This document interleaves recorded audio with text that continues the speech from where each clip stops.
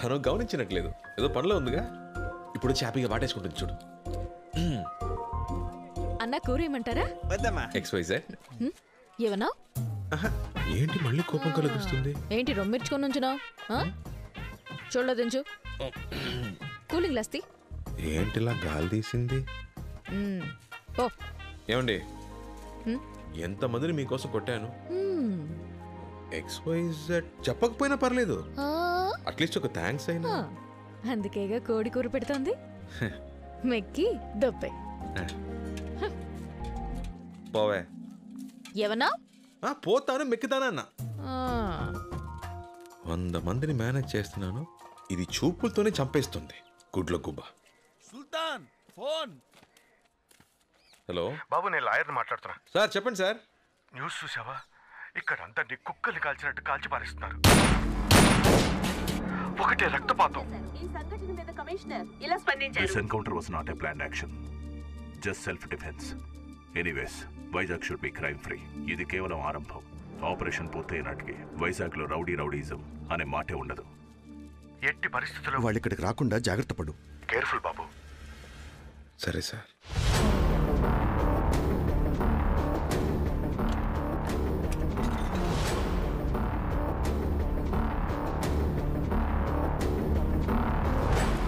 సరే, మేము సాయంత్రం మా ఊరికి బయలుదేరతాం. అవును, అలాగే. సరే, జాగ్రత్తగా వెళ్ళండి.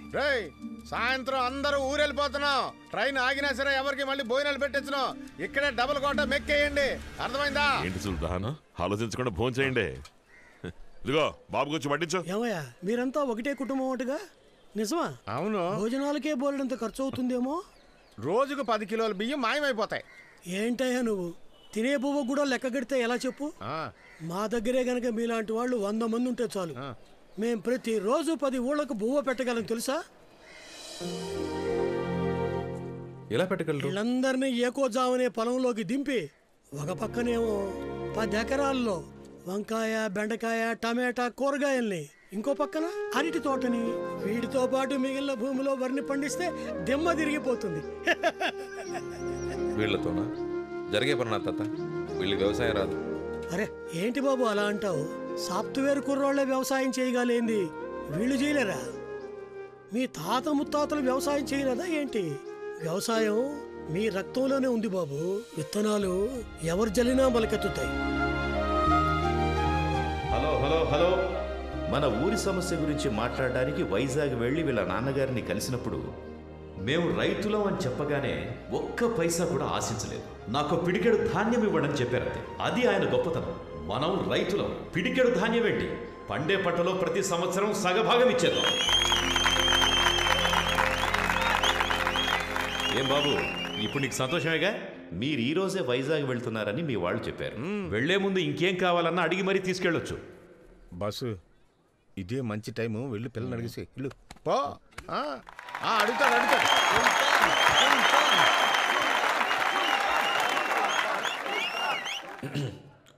ఊరు పెద్దలకి, ఇక్కడున్న అందరికీ నమస్కారం.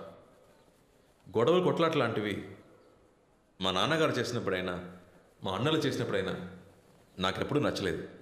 కానీ ఇప్పుడు నాకు ఒకటి బాగా అర్థమైంది. కత్తితో చెట్టు నరికితేనే తప్పు, ముళ్ళు నరకడం తప్పు కాదు.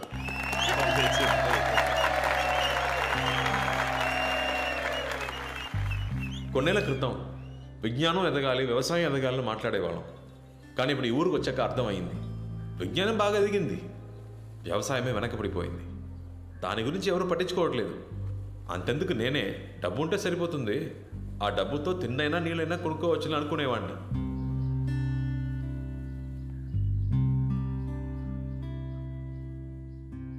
కానీ ఇప్పుడు నా ఆలోచన అది కాదు. ఆ కొండ మీద ఎక్కి చూస్తే ఈ ఊరు పచ్చగా కలకల్లాడాలి.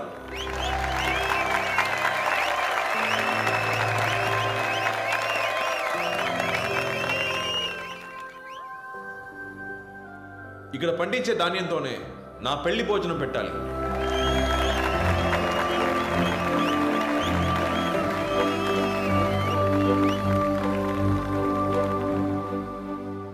అది పండించేవాడిని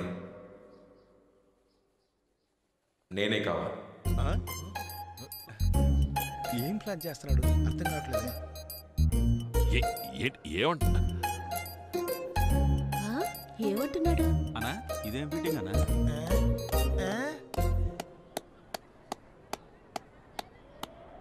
మీకు అర్థం కాల? సరే, మీకు అర్థమయ్యేలాగే చెప్తాను. నేను నా అన్నలు ఒక 5 నెలలు ఈ ఊళ్ళోనే ఉండి మీ అందరితో కలిసి వ్యవసాయం చేద్దామని నిర్ణయించుకున్నాను. వ్యవసాయమా?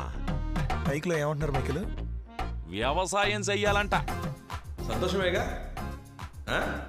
ఏంటి బాబు ఇది? వ్యవసాయమా? వ్యవసాయం అంటే మాకేమీ చులకన కాదండి. దిగితే మేమో చేస్తాం. అందుకని మమ్మల్ని మీ పిల్లలే అనుకుని వ్యవసాయం చేయడానికి మాకు ఎంతో కొంత భూమి ఇస్తే సరిపోతుంది, అంతే.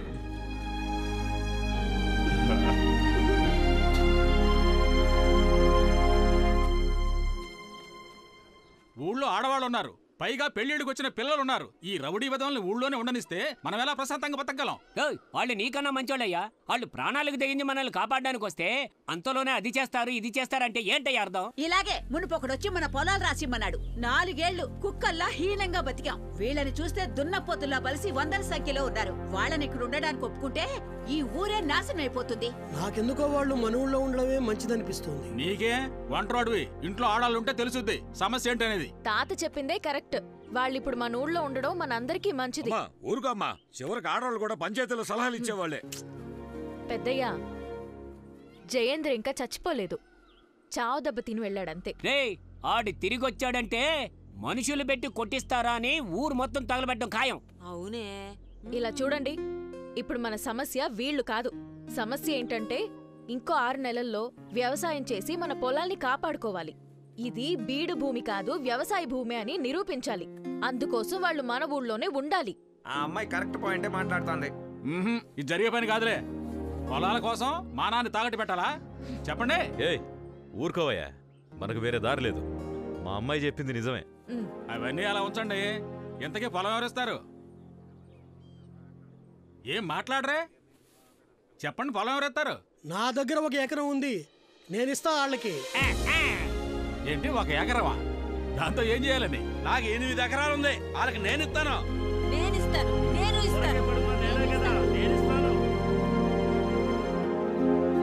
ఇలా చూడు సుల్తాన్, కత్తెత్తి రక్తం చిందించమంటావా? చిందిస్తాం. చెమట చిందించి వ్యవసాయం చేయటం మనకు సెట్టే అవ్వదు.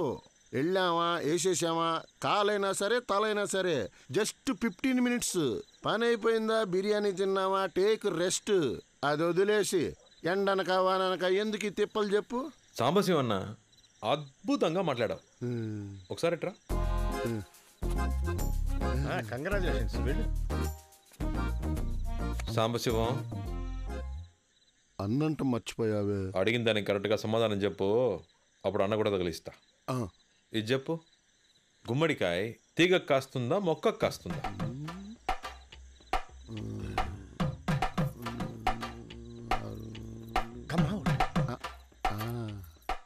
రెండిటికి కాయదు, చెట్టుకే కాస్తుంది. ఎలా చెప్పావు? సుల్తాన్, దొండకాయ, బెండకాయ, వంకాయ ఇవన్నీ చిన్నవి, తీగల మొక్కలు తట్టుకుంటాయి. కానీ గుమ్మడికాయ పెద్దది, తీగల మొక్కలు తట్టుకోలేవు, చెట్టుకే కాస్తుంది. బ్యూటిఫుల్. చెట్టుకి గుమ్మడికాయ. అవును సుల్తాన్, మన చిన్నప్పటి నుంచి తెలియదు. అయితే రక్తం చిందిస్తారు గాని చెవట చిందించరు. తలలు తీసేయడం మీకు ఈజీ, వ్యవసాయం మీకు కష్టం. గుమ్మడికాయ దేనికి కాస్తుంది, ఎలా కాస్తుంది అది మాత్రం తెలియదు. ఇప్పుడు చెప్తున్నా, నేనే పని చెప్పినా చేస్తారని చెప్పారు కదా, ఇంకా మీ పని వ్యవసాయమే. లేదు మా వల్ల కాదు అనేవాళ్ళు మీలో మీకు అలవాటు ఉందిగా. ఓడిపోయిన వాడు గెలిచిన వాడి మాట వినాలని. రండి, వచ్చి నన్ను కొట్టి పడేయండి, ఆ తర్వాత మీ ఇష్టం. బాబు, వాళ్ళెలా మీతో గొడవ పడతా? తొందరపడక కాసి. రేపు పొద్దున 5కి షార్ప్గా అందరు రెడీగా ఉండాలి. మిడ్నైటా? అదే. పో పో పో పో పో.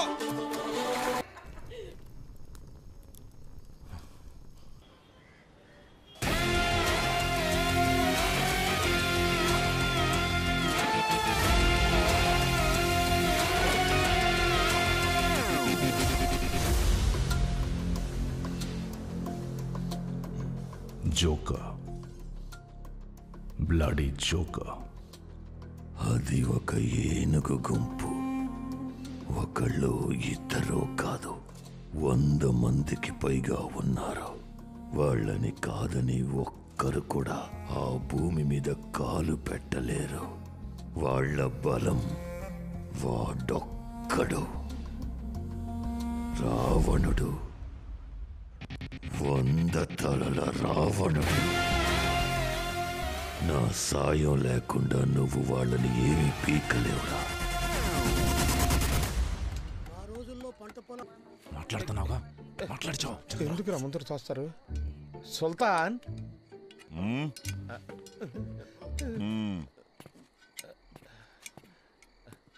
ఇక వ్యవసాయం వద్దులే బాసు, వైజాగ్ వెళ్ళిపోదాం. నేను కాదు, మనోళ్ళ మనసులో మాట. మనుషులనైతే వేసేయచ్చు కానీ పశువులు వేయగలమా? వైజాగ్లో అయితే షేర్ ఆటో నడుపుకొనైనా బతికేయచ్చు. ఇవన్నీ ఇక్కడికి రాకముందు ఆలోచించాలి. వచ్చి చేయాల్సిందంతా చేసాం. ఈ ఊరు సమస్య తీరే వరకు ఇక్కడే ఉండాలి. ఓ సంతేనా? 1 గంట టైం ఇవ్వు సుల్తాన్. ఈ ఊరిని ఇబ్బంది పెట్టి నా కొడుకుల తలాలు నరికి నీ కాళ్ళ ముందు ఉంచుతాం. మేము వెళ్ళి మూటా ముళ్ళి సర్దేసుకొచ్చా. అట్ట చూడ మాకయ్యా.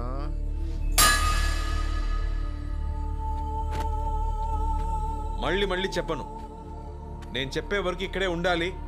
నేను చెప్పిందే చెయ్యాలి. లేదు మేము వెళ్తామనే వాళ్ళు ఇటు రండి, కొట్టుకొని మరీ తెలుసుకుందాం. ఒక్కడొచ్చినా సరే, అందరు వచ్చినా సరే, నేను రెడీ. ఎవరొస్తారు? జంగా, ఒక్కడు కదలకూడదు.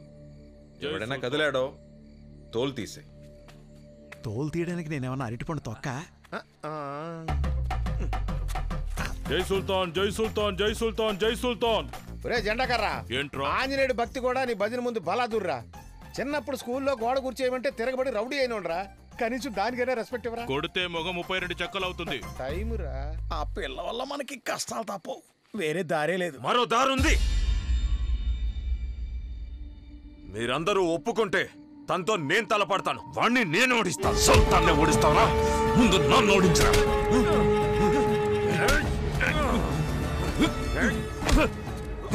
ఆపండ్రా, ఆపని చెప్తున్నాను కదా. ఎందుకు ఇలా గొడవ పడుతున్నారు?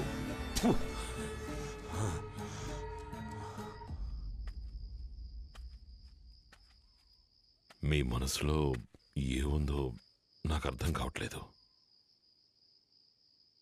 దేనికోసం ఇదంతా? మన వాళ్ళని కష్టపెడుతూ, ఈ ఊళ్ళో వాళ్ళని కష్టపెడుతూ దేనికి? ఆ అమ్మాయి కోసమా? మన కోసం, మనందరి కోసం మావయ్య. ఏంటి? నిన్నటి వరకు ఒక 6 నెలలు ఈ ఊళ్ళో ఉండి వెళ్ళిపోదామని అనుకున్నా. కానీ ఈరోజు వీళ్ళకి వ్యవసాయమే కరెక్ట్ అని అనిపిస్తుంది. ఇక్కడుంటే వీళ్ళు తప్పు చేయరు. వీళ్ళందరినీ రైతులుగా మార్చేయాలి మావయ్య. రైతులుగా మారుస్తావా? వీళ్ళనా? మూర్ఖులు బాబు. మీరు సముద్రానికి ఆనకట్ట కడుతున్నారు. అది జరగదు. వీళ్ళు మారరు. వదిలేయండి సుల్తాన్. జీవితంలో మంచి అంటే తెలియని వాడే మావయ్య. ఎలా పడితే అలా బతుకుతాడు. ఒక్కసారి మంచి ఏంటో తెలిస్తే వాడికి బతకటంలో రుచి తెలుస్తుంది. నాకు మీరు 6 నెలలు టైం ఇవ్వండి. వీళ్ళు మారకపోతే నా మనసు మార్చుకుని మళ్ళీ బాంబేకి వెళ్ళిపోతాను. దానికి వీళ్ళు ఒప్పుకుంటారా? వాళ్ళకి తెలియక్కర్లేదు మావయ్య. నేను ఆ అమ్మాయి కోసమే ఇక్కడ ఉన్నట్టు అనుకోని. ప్రాబ్లం అది కాదు మావయ్య. మరి మనం ఈ ఊళ్ళో ఉండాలంటే కత్తి పట్టక తప్పదు. వీళ్ళని మార్చాలంటే వీళ్ళు ఇంకెప్పుడు కత్తి పట్టకూడదు. దీనికి పరిష్కారం ఏంటో నాకు తెలియట్లేదు.